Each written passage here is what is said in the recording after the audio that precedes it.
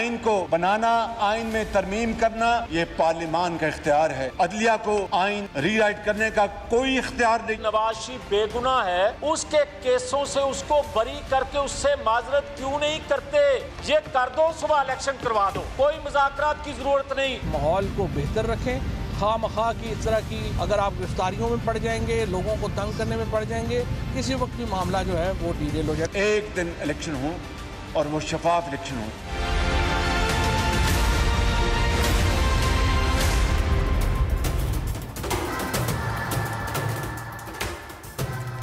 Welcome to Newsland. मैं हूं doctor Maria Zulfiqar Khan.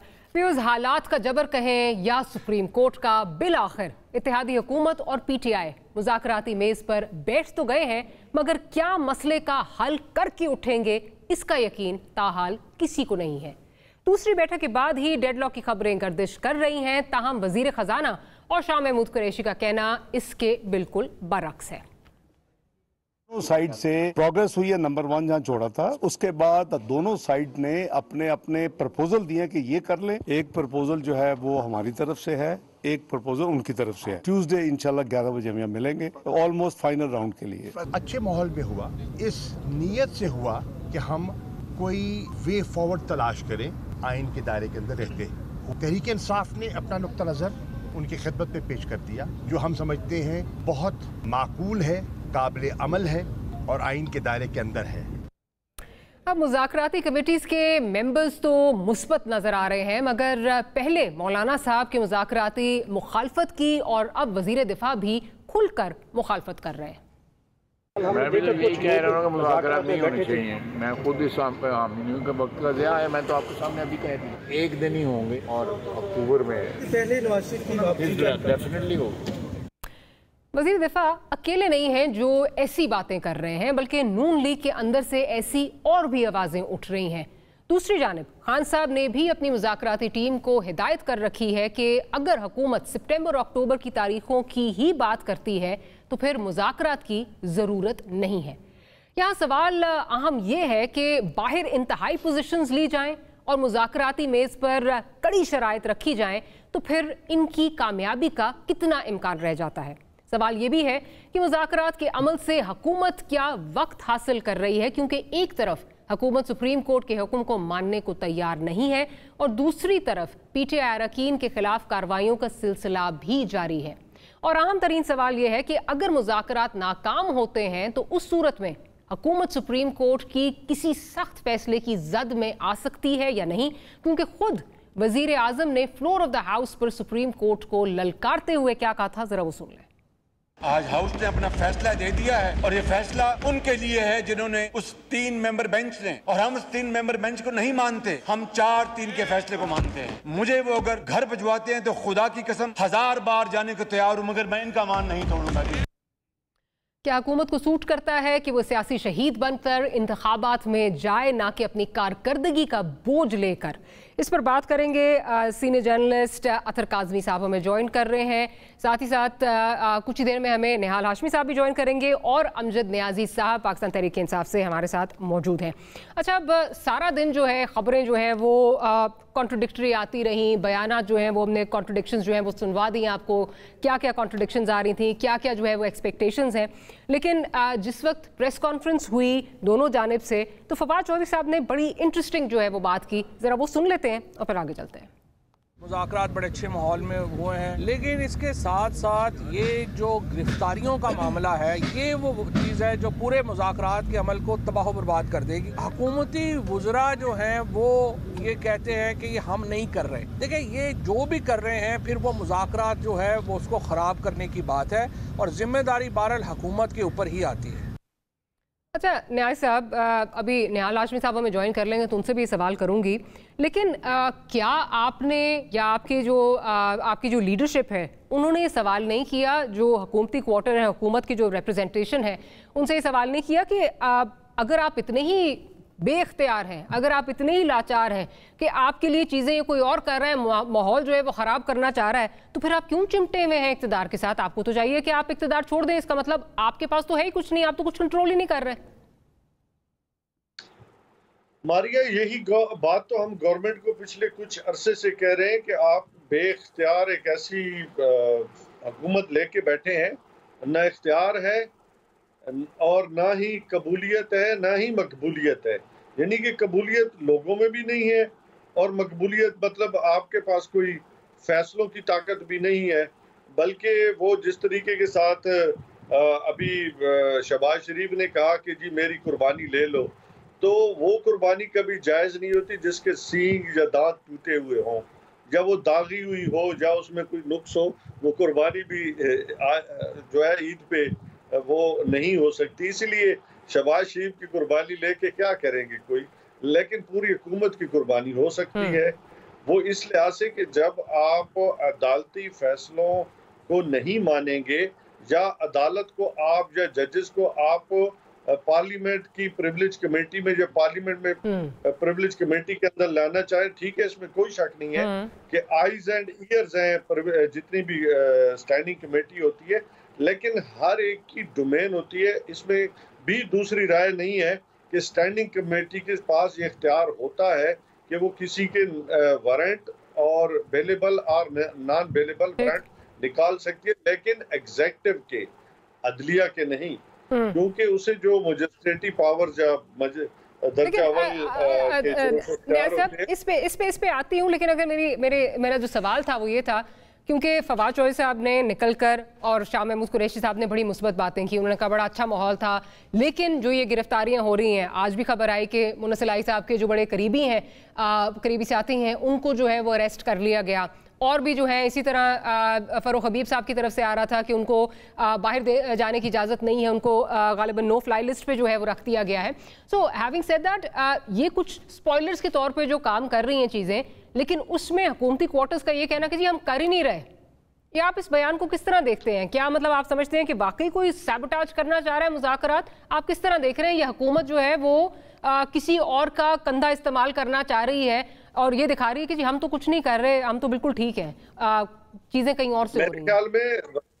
मेरे ख्याल में तो दोनों तरफ से वजाहत आ जानी चाहिए, क्योंकि जिनको वो बदनाम कर रहे हैं, जिनकी बेस पे ये गवर्नमेंट कर रहे हैं, तो उनको ही बदनाम करने पे लगे हैं कि हम तो बड़े दुले दलाए लोग हैं और हम तो बिल्कुल इंतकाम पे यकीन नहीं रखते। और मैं समझता हूँ कि जो इनको बिठा के इन लोगों को रखा है, तो उनके लिए भी सोचने का मकाम है कि अभी से अगर वो उनको डिच करा रहे हैं, तो फिर ऐसे लोगों को मेरे ख्याल में कंधा देना भी मुनासिब नहीं है। तो बात तो वही आ जाती है कि अगर बेख्तियार हैं तो इख्तियार हासिल करें, अगर नहीं है तो फिर इन सीटों के ऊपर आपने एनआरओ लेके, चूंकि मसला है एनआरओ लेके बैठे हैं ना, कोई इख्तियार तभी दे ना कि आप एक ऐसे लोग हों, ऐसी लीडरशिप हो जिसपे कोई इल्जाम ना हो, क्योंकि ओपन शट केसेस तो दोस्तों ने ही इनको वहां से रिलीफ दिया है, बाजवा साहब एंड कंपनी ने ही इनको रिलीफ दिया है ना, खुद तो नहीं दिया कि इनको आज नैब रिलीफ दे रहा है, FIA रिलीफ दे रही है, 1100 अरब रुपए ये खा के बैठे हैं। तो यकीनन जो लोग इस हद तक मुलविस हों, तो उनमें जुबान तो नहीं रहती ना, जुबान उसके मुंह में होती है, जो बात करने की सकत रखता है, जो उसमें उतना हौसला होता है, वो इतना साफ और शफाफ होता है। चले अतर काज़मी साहब, दो चीज़ें बड़ी अहम इस वक्त जो आपसे पूछना चाहूँगी इसी बयान पर। एक तो ये कि क्या ये हमारे मुल्क में वतीरा बन गया है कि कुछ लोग या कुछ क्वार्टर्स जो हैं जो कि खुद आके बोल नहीं सकते, सारा डिस्क्रेडिट जो है वो उनकी झोली में डाल दिया जाए और कहा जाए ये कि हम तो कुछ नहीं कर रहे, डिस्क्रेडिट जो है वो सारा उनका है, ये वो कर रहे हैं। माजी में भी हमने देखा, खान साहब को अगर देख लें, खान साहब की हुकूमत को अगर देख लें, राना सनाउल्लाह का केस देख लें, अब उस वक्त जो कस्में खाई जाती थी, आज कहा जाता है जी हमें कहा गया था। काजी फाइज साहब का भी इसी तरह का केस जो है लग रहा है, आज की हुकूमत वो भी ये कर रही है। आप समझते हैं कि वाकई ही जो है ये कोई और कर रहा है या अपना जो है वो डिस्क्रेडिट किसी और की झोली में डाला जा रहा है? और दूसरी बात ये कि आप समझते हैं कि इस तरह चीज़ें प्रोसीड कर सकती हैं अगर ये अरेस्ट होते गए, और बिलखसूस I think the litmus test will be till Tuesday कि अगर कोई मेजर अरेस्ट और हुए तो उससे पता चल जाएगा ये किस तरफ चीज़ें जा रही हैं। देखिए, जहां तक कि किसकी जिम्मेदारी है, जो हुक्मरान है उनकी जिम्मेदारी है। हमने माजी में देखा है कि जहां पे इनके अपने मफादात का इशू होता है तो वहां पे तो ये खुल के बोलना शुरू हो जाते हैं। जिस वक्त बिलावल साहब की हुकूमत थी सिंध के अंदर और वहां पे कैप्टन सफदर पे FIR हुई थी, कहा गया था जी किसी और ने करवाई, तो बिलावल का क्या एटीट्यूड था उस वक्त, सिंध पुलिस का क्या एटीट्यूड था। लेकिन अभी जो अली अमीन गंडापुर के साथ कर रहे हैं, ये हम किस तरह मान लें कि कोई और कर रहा है। हुकूमत इनकी है, अदालतों से वो छुट रहे हैं और सिंध हुकूमत कहती है कि हम नहीं छोड़ेंगे। उन्होंने फिर उनको एक तरह से डिटेन किया हुआ है। तो मेरे ख्याल में जो वफाक में हो रहा है, पंजाब में हो रहा है या जिधर भी हो रहा है, जो लोग इक्तदार में हैं उनकी जिम्मेदारी है। अगर माजी में खान बिल्कुल ओनस इज ऑन देम, जो खान साहब के दौर में हुआ, अभी खान साहब ये नहीं कह सकते कि जी उस वक्त वो मैंने तो नहीं किया था। नहीं, आपकी हुकूमत थी, लोगों ने आपको वोट दिया था, आप जिम्मेदार थे। इस वक्त जो 13-14 जमातों की हुकूमत है, जो ये कहते हैं कि हमारे पास तो 70% मैंडेट भी है, हमें सियासत भी सबसे ज्यादा आती है, हमें हर चीज का पता है, वो किस मुंह से ये कहते हैं कि जनाब हम ये नहीं कर रहे। देखें, जो कार्रवाई किया वो इस्लामाबाद पुलिस ने की है। जो आपने देखा गिरफ्तारियां वगैरह हुई, इमरान खान साहब के भांजे शेरशाह को जिस तरीके से पुलिस पकड़ के लेके जा रही थी, क्या कभी शरीफ खानदान या भुट्टो खानदान के किसी बच्चे को इस तरह कोई हाथ लगा सकता है? तो मेरा नहीं ख्याल कि कोई और कर रहा है, यही लोग कर रहे हैं, ये लोग इक्तदार में हैं। पर ये एक बड़ा इजी वे आउट है कि कुछ भी हो जाए, अपनी गलती छुपाने के लिए आप किसी और पे इल्जाम लगा दें, एस्टेब्लिशमेंट पे जिम्मेदार इल्जाम लगा दें। नहीं, जो लोग इक्तदार में हैं उनकी जिम्मेदारी है।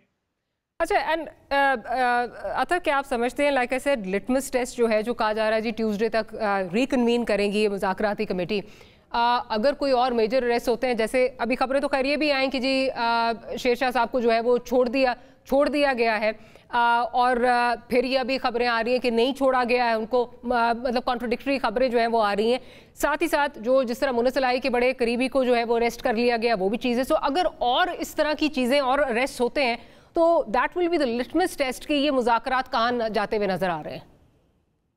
जी बिल्कुल, देखें इस तरह के माहौल में तो मुज़ाकरात फिर आगे नहीं बढ़ सकते ना, जब दोनों तरफ इतनी बात एतमादी होगी, आप लोगों के खिलाफ इस किस्म का एक्शन भी कर रहे होंगे। और ये जो आज मुज़ाकरात हुए, जो मेरे पास खबर है उसके अंदर ये चीज डिस्कस हुई है और मुतअद्दिद मौकों के ऊपर PTI की जानिब से, खुसूसन एक फवाद चौधरी साहब ने ये मसला उठाया कि यार ये नहीं हो सकता कि आप हमारे लोगों के साथ ये सलूक कर रहे हों और दूसरी तरफ जो है हम मुज़ाकरात को भी आगे लेके चलें।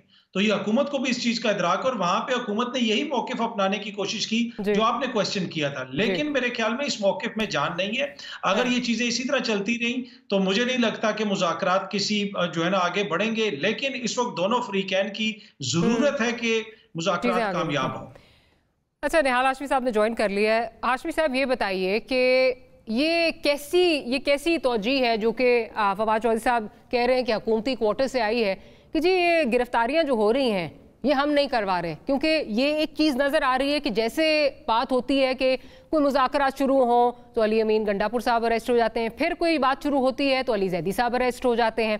तो ये इस तरह तो चीज़ें नहीं चलेंगी। और आपका ये कहना कि जी हम नहीं करवा रहे, ये कोई और करवा रहा है, तो फिर तो अगर आप इतना आपके पास कोई कंट्रोल ही नहीं है तो फिर सवाल तो ये बनता है कि फिर आप किस लिए इक़्तिदार के साथ इस वक्त जो है वो मुंसलिक हैं। अगर आपके पास कंट्रोल ही नहीं है, आपकी चीज़ें कंट्रोल से चीज़ें बाहर हैं, तो फिर इस इक़्तिदार का क्या फ़ायदा। बिस्मिल्लाहिर्रहमानिर्रहीम। मैंने पूरी गुफ्तगू तो नहीं सुनी कि मेरे भाई ने क्या कहा, मगर मैं ये समझता हूँ कि अगर आप पानी में कूद गए हैं तो तैर के तो आपको निकलना है। शोर ना मचाए मुझे तैरना नहीं आता, अगर तैरना नहीं आता तो फिर पानी में ना कूदें। मैं तो समझता हूँ प्री कंडीशन इक़्तिदार का मुज़ाकरात के बारे में ये होना चाहिए था कि इमरान खान साहब ने जो लोगों को, दीगर सियासी जमात के अकाबरीन को गाली गलोच की, जो चोर डाकू कहा, पहले अपने अल्फाज वापस लें, कौम से माफ़ी मांगे, इस बात की भी माफ़ी मांगे कि उन्होंने नौजवान नस्ल की जो तहजीब अखलाक है उसके साथ बड़ा खिलवाड़ किया है। ये तो छोटी छोटी इंडिविजुअल एक्ट है कि कौन गिरफ्तार हुआ, ये तो इनके दौर में तो पूरी मुस्लिम लीग की आला क़यादत गिरफ्तार थी।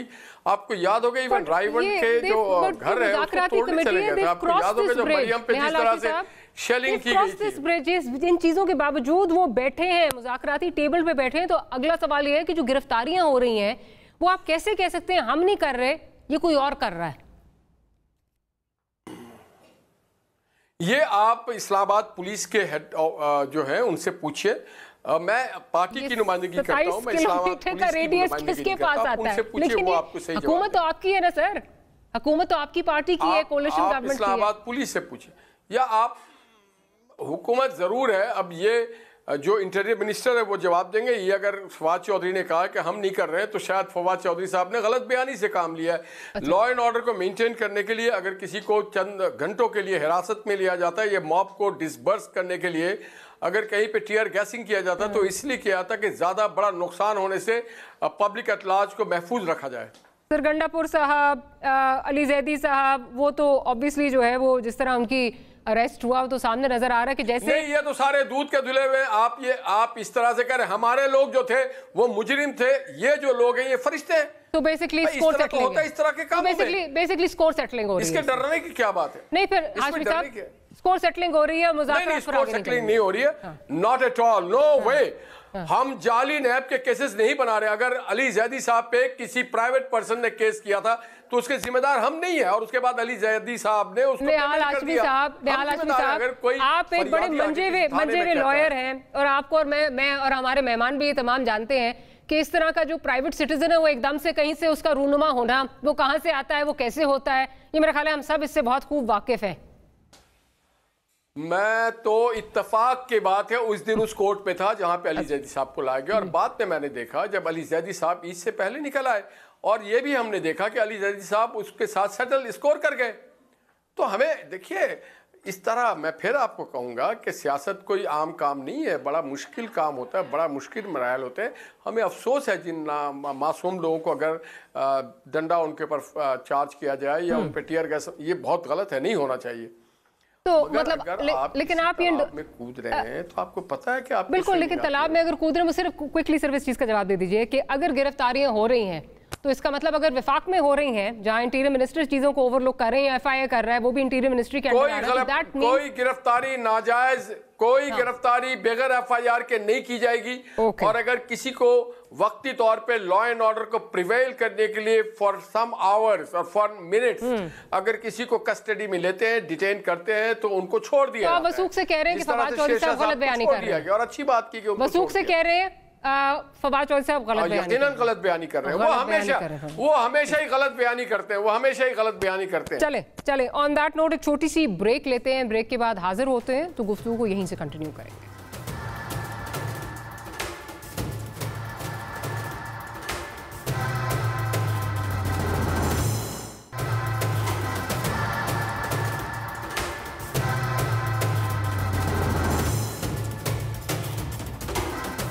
Welcome back after the break.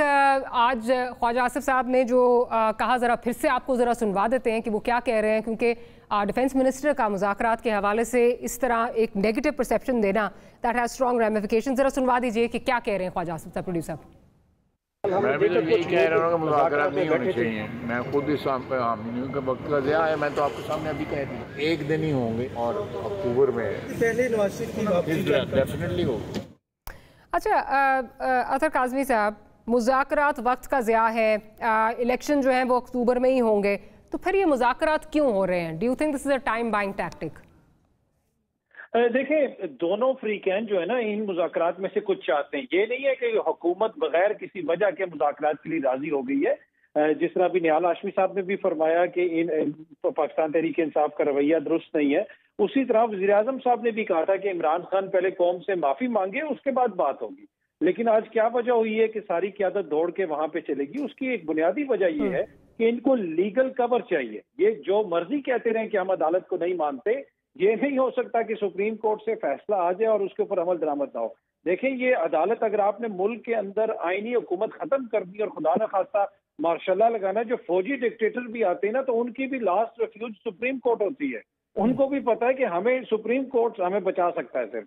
तो ये हुकूमत ये समझती है कि ये सुप्रीम कोर्ट का फैसला नहीं मानेगी और ये फिर कायम भी रहेगी और इसके कोई कॉन्सिक्वेंसेस नहीं होंगे। हुकूमत को इस चीज का इदराक है, ये लीगली खुद को कवर करने के लिए मुज़ाकरात में जा रहे हैं। अब इसके नतीजे में कोई ऐसा सेटलमेंट हो जाती है कि जहाँ पे कुछ हुकूमत ले लेती है, कुछ खान साहब ले लेते हैं और मुल्क एक बुरान से निकलता है, तो मेरे ख्याल में तो वो एक खुशाइन चीज होगी और पॉजिटिव वे फॉरवर्ड है।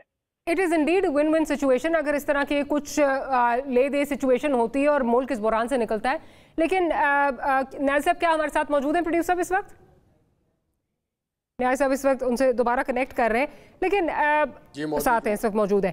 न्याय साहब, डिफेंस मिनिस्टर का ये कहना कि जी ये तो वक्त का ज़िया है और इससे कुछ निकलना नहीं है, इलेक्शन अक्टूबर में ही होंगे, तो फिर ये क्या मुज़ाकरात का आपको क्या लग रहा है, इसका फ़ायदा क्या है? देखिए, इस डिफेंस मिनिस्टर की अपनी राय है और बड़ा एहतराम है उनकी राय का। इस इलेक्शन का एक सबसे इम्पॉर्टेंट जो चीज़ है वो ये है कि आपको याद होगा 2013 और पहले भी इमरान खान साहब ने हर इलेक्शन को क्वेश्चन किया। तो हम एक बार बैठ के चाहते हैं कि वो बैठें, कोई ऐसा मैकेनिज्म तैयार करें जहां free, fair and transparent election हो, ताकि कौम की जो मेहनत है, जो आम लोगों की वोट डालते हैं, और जो इंटरनेशनल मैसेज ये ना जाए कि ट्रांसपेरेंट नहीं था। देखिए 2018 में ट्रांसपेरेंट इलेक्शन नहीं था, वो 2017 को कहते थे ट्रांसपेरेंट नहीं है। इससे भी मुंसलिक है कि आप इनको असेंबली में वापस आने दें, फिर आप आने देंगे ना, असेंबली में वापसी का रास्ता नहीं रोकेंगे स्पीकर साहब? ये कैसे हो सकता है? नहीं, ये इस्तीफा देके कौन गया था? किसने कहा था कि हम लानत भेजते हैं? शेख रशीद साहब थे ना। और किसने कहा कि जी डाकू राज का खात्मा करते थे पंजाब में?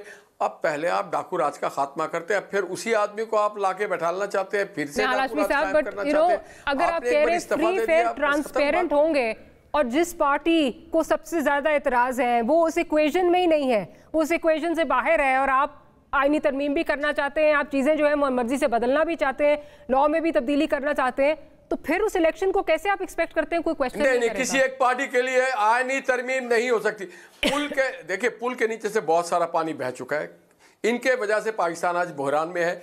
और 63A असल जो फसाद की जड़ है वो रिराइट ऑफ द 63A, ये खास वजूहात किया गया था। उसके बाद फिर लाहौर हाई कोर्ट में मैटर गया, लाहौर हाई कोर्ट से एक फरमाइशी सो वोटो हो गया। तो आप 63A को पहले उसके ऊपर क्वेश्चन किया जाए कि क्या कोई मजाज है इंडिविजुअल्स को वो आइन में अमेंडमेंट कर सकता हो। बट 2/3 मेजॉरिटी चाहिए नेशनल असेंबली को भी। तो आप पहले मेरा तो सवाल आपसे ये, आपने बहुत अच्छी बात की, आपने कहा फ्री, फेयर, ट्रांसपेरेंट इलेक्शन हो जिसपे कोई सवालात ना उठाए। मुझे ये बताइए कि जब आप इलेक्शन ईयर में जा रहे हैं, एक पार्टी, बड़ी पार्टी जिसके इल्ज़ाम है कि जी वो हर दफ़ा इलेक्शन प्रोसेस को जो है वो कंट्रोवर्शियल कर देती है, वो अगर पार्लियामेंट में नहीं है, उसके बगैर आप ये चीज़ें किस तरह, ये मरहला किस तरह तय करेंगे? अगला इलेक्शन इससे ज़्यादा कंट्रोवर्शियल होगा। हम कब कह रहे कि पार्लियामेंट में नहीं है? हमने तो उनको नहीं भगाया, वो इस्तीफा देके चले गए eight their own free will.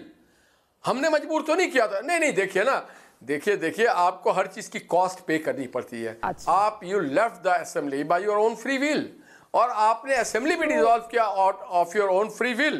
उसके बाद आपकी मदद करने की कोशिश की गई। क्या ये मुज़ाकरात सिर्फ एक पार्टी माने? जी no, I don't want to रब।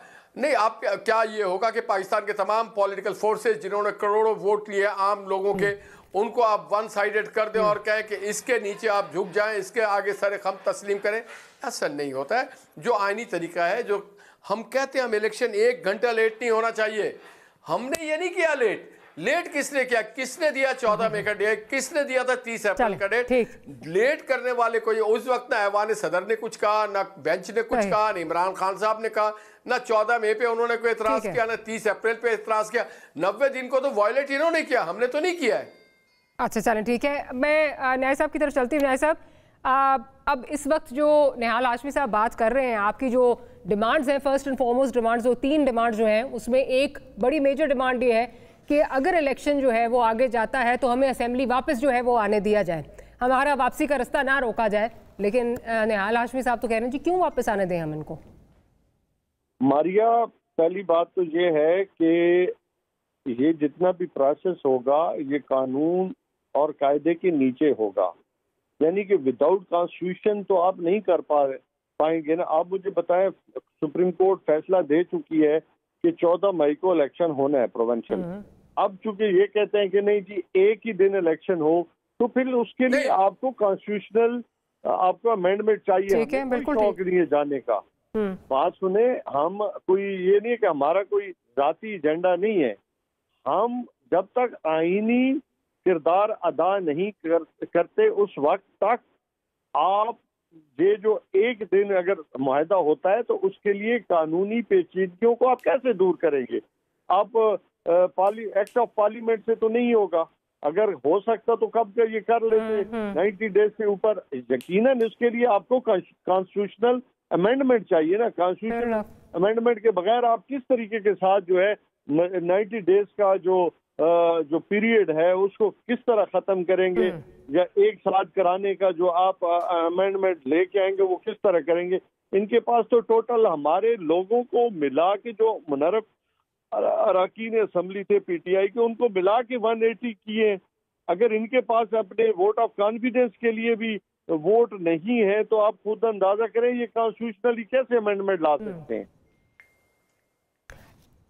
आपका पॉइंट बिल्कुल वैलिड है, लेकिन अतर काज़मी साहब, एक तरफ ये कानूनी पेचीदगियाँ, ये आइन की पेचीदगियाँ जो बिल्कुल न्याय साहब ठीक कह रहे हैं, 2/3 मेजॉरिटी नहीं है, ये अगर तरमीम करनी है और ये फर्स्ट एंड फॉरमोस्ट डिमांड है पीटीआई की। जो 3 डिमांड्स आई थी उनमें फर्स्ट एंड वो एक टॉप ऑफ लिस्ट जो डिमांड में आ रही है। सवाल यहाँ पे ये है कि अगर इनको लाने के लिए, इनको कबूल करने के लिए तैयार नहीं है पीडीएम की हुकूमत, कोalition गवर्नमेंट, तो ये चीज़ें फिर किस तरह आगे चलेंगी? अगेन बात फिर इसी तरफ जा रही है। लगता ये है कि ये सिर्फ जो है वो बातचीत वैसे ही की जा रही है, टाइम का ज़िया है, आगे इससे अचीव कुछ नहीं होना।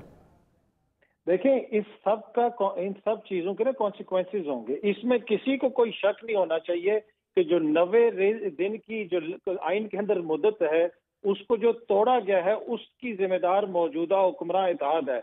बलीगुर रहमान साहब पंजाब के अंदर जो गवर्नर है उनका ताल्लुक किससे है? मौलाना के समदी केपी में बैठे हुए। मौलाना के समदी के हवाले से सुप्रीम कोर्ट ने लिखा कि जनाब ये डेट नहीं दे रहे और ये इन्होंने आइन की खिलाफ वर्जी की है। बलीगुर रहमान साहब क्यों नहीं डेट दे रहे? प्रॉब्लम ये है कि डेट तो आप लोगों के गवर्नर नहीं दे रहे, तो इसी वजह से तो हम इस बहस में पहुंचे थे। इस बहस सुप्रीम कोर्ट में तो अभी पहुंची है, लेकिन ये सब कुछ कौन कह रहा है? आप आज से 1 महीना पहले चले जाए, आप इनके लीडरान के बयानात उठा के देख लें। ये टीवी में बैठ के कहते थे इलेक्शंस नहीं होंगे, करवा लो इलेक्शंस। तो ये तो बिल्कुल वाज़ेह है कि आइन को इन्होंने पसे पुश डाला है और अब सुप्रीम कोर्ट का फैसला भी आ गया और उसके कॉन्सिक्वेंसेज होंगे। ये इमरान खान की मोहब्बत में नहीं बैठे हैं। जो आईनी तरमीम होगी उसके लिए आपको बंदे चाहिए होंगे आइन उस पार्लियामेंट के अंदर, और उस आईनी तरमीम के नतीजे में ही ये जो लीगल कवर इनको मिलेगा। देखिए, मैंने पहले भी अर्ज की कि परवेज मुशर्रफ आए थे तो उनको असेंबली से एलएफओ लेना पड़ा था, सुप्रीम कोर्ट से फैसला करवाना पड़ा था। तो ये इनकी काम ख्याली है कि इसके कोई लीगल कॉन्सिक्वेंसेज। मैं जरा क्विकली निहाल हाशमी साहब का पॉइंट ऑफ व्यू ले लूं। निहाल हाशमी साहब, वैलिड पॉइंट्स हैं दोनों गेस्ट के, किस तरह करेंगे? लीगल कवर किस तरह आएगा? जो आप तरमीम करना चाह रहे हैं 90 डेज से आगे, उससे किस तरह आगे जाएंगे? ये कतन वैलिड नहीं है, इसलिए कि गवर्नर ने असेंबली नहीं तोड़ा था तो वो मजाज नहीं थे डेट देने के, ना ही सुप्रीम कोर्ट मजाज है डेट देने की। ठीक है, अब जो बात मेरे भाई 90 डेज की बात मैं कर रहा हूं आपको, जो 30 अप्रैल का डेट दिया था वो हमने नहीं दिया था, और जो 14 मई का डेट है वो भी हमने नहीं दिया।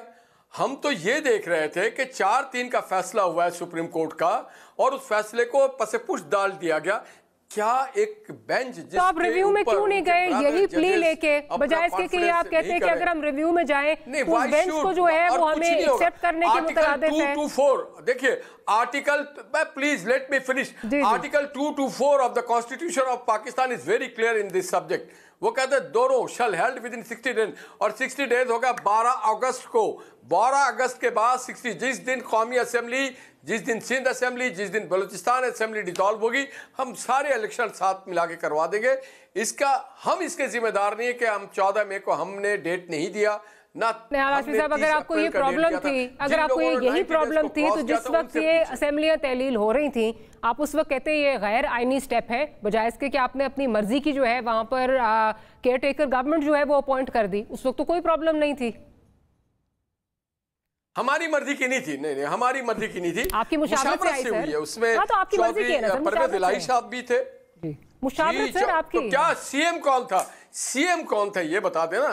सीएम देखिए ना, सीएम दोनों की मुशावरत से आई है। मैं फिर आपसे पूछ रहा हूं 90 डेज के बियॉन्ड कौन गया? परवेज इलाही साहब तो बार-बार कहते गए मेरा रिश्तेदार है, मुझे कबूल नहीं है, ये ईसीपी का फैसला था, मेरा दुश्मन है, उसको लाके खड़ा कर दिया है। ये तो ना कहे निहाल हाशमी साहब। इलेक्शन कमीशन ऑफ पाकिस्तान ने फैसला किया बिकॉज आप दोनों इसमें फेल हो गए थे।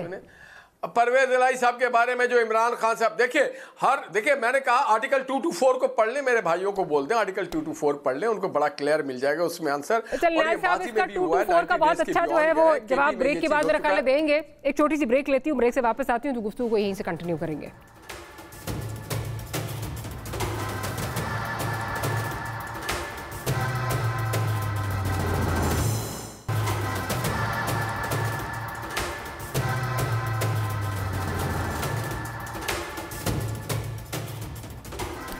Welcome back after the break. न्याय साहब की तरफ चलती हूँ। न्याय साहब, अब एक चीज़ तो वाज़ेह हो रही है कि लगता नहीं है, और जो हुकूमती कैंप से भी जो इस वक्त जो स्टेटमेंट्स आ रही हैं उनसे नहीं लग रहा कि 14 मई को इलेक्शन तो होते हुए नज़र नहीं आ रहे।